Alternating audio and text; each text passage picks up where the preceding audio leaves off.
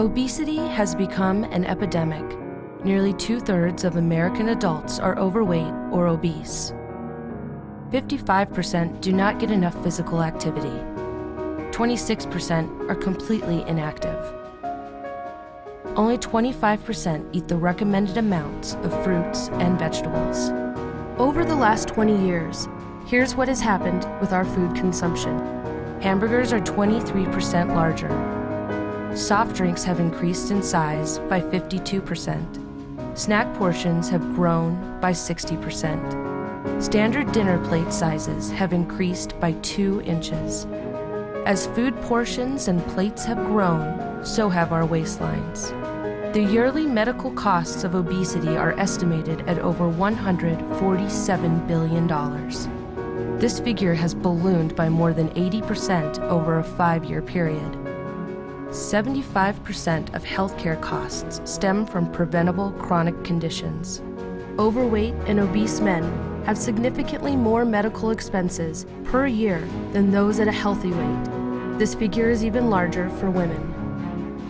3% of the U.S. workforce is morbidly obese, but accounts for 21% of obesity costs.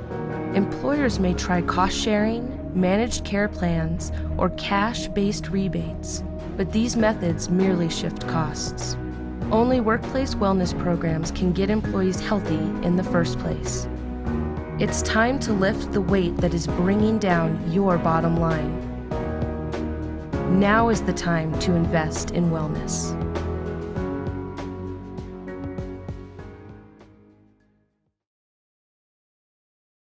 So the driving question is, why might your generation not live as long as your parents' generation? The answer to this question is easy, but there are many different arguments one could use. Our parents' generation was a lot more active than we are today. For instance, they were less dependent on technology and they actually got out of the house and walked to their destination, or they may even have cooked or grew their own foods. Our generation today is more reliant on fast food, which is also unhealthy food, which brings us to our main problem, obesity.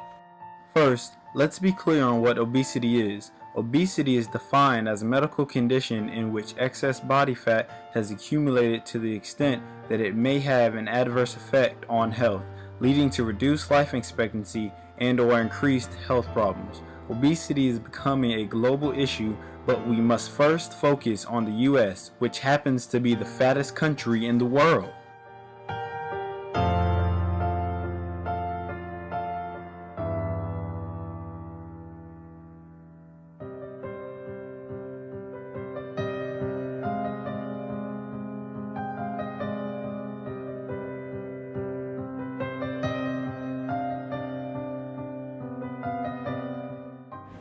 Yes, obesity is definitely linked to our love-hate relationship with fast food restaurants and their advertisements.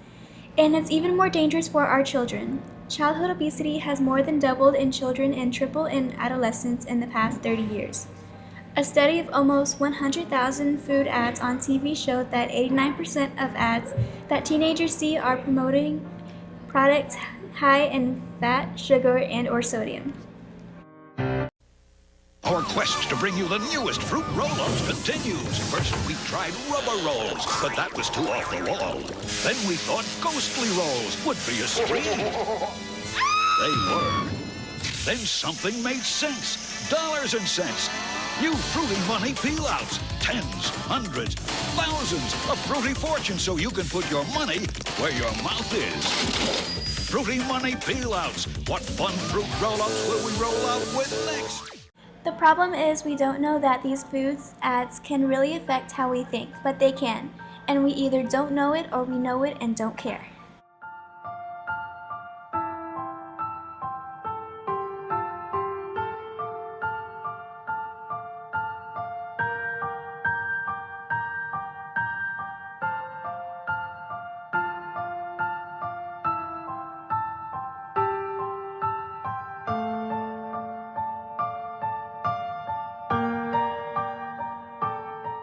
Obese youth are more likely to have risk factors for cardiovascular disease, such as high cholesterol or high blood pressure. In a population-based sample of 5 to 17 years old, 70% of obese youth had at least one risk factor for cardiovascular disease. Children and adolescents who are obese are at greater risk for bone and joint problems, sleep apnea, and social and psychological problems such as stigmatization and poor self-esteem. I know what you're thinking, and it doesn't look like our generation is in good shape, and I do mean it literally.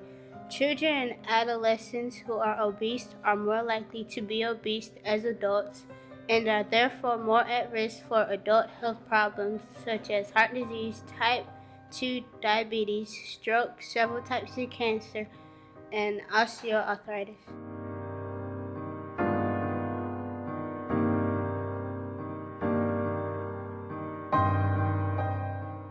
So our first solution to the obesity epidemic is to educate the public. Obesity is a serious problem, so what good does it do if the community isn't well informed on the subject? Before you can make any steps toward a solution, the people who are affected by the problem should be aware and have background knowledge on how serious obesity is. In order to do this, organizations and programs will be formed that goes throughout different communities and help get them involved. Parents need to be aware of what their children are eating and how to make sure that they are getting the proper food intake that they need while eating healthy. An effective way to do this is to target the children. Many children who are interested in fun things in the community want to bring their parents along with them. If there are obesity education vans or buses that come through the community and have fun activities for the children to participate in, such as a simulation that shows what unhealthy eating can lead to, so this kills two birds with one stone. The parents will be informed and may use this information to make better decisions for their children. Education is the key to a brighter, healthy future. Our second solution is to get the community active. We know from lots of research that obesity is linked to low-income families and poor communities. Throughout these communities, there are parents and families that can't afford healthy living or buying healthy foods. If there is no way to fix the income of a family, maybe there are ways to keep people healthy without the use of money, but with physical exercise. If playgrounds can be built in these communities, then the children may be more active instead of lying around, which will help them stay healthy. If there is no physical activity, then obesity will just get worse. Parks, bikes, and trails can help get people moving. Also, monthly races by bike or just walking with parents and guardians can help inspire kids, all while bonding with their family. The third and final solution is to get government involved. We all know that food advertisements are definitely not going to help the obesity epidemic. If the government can regulate what companies were allowed to advertise on TV, then this could significantly lessen the number of obese people in America, especially children. It has been shown that teens and adolescents spend most of their day watching television, and throughout the course of watching TV, we see substantial amounts of food commercials which heighten our desire for junk food. Food companies do not care about our health, so why should we waste our time with their unhealthy foods? If we can regulate what kinds of foods that companies advertise, we can help our generation immensely because we are deeply involved in technology. It is no question that our generation today deals with a lot of problems that contribute to obesity, but if these three simple solutions can be implemented, then maybe we can be able to rival our parents in the length of our lives.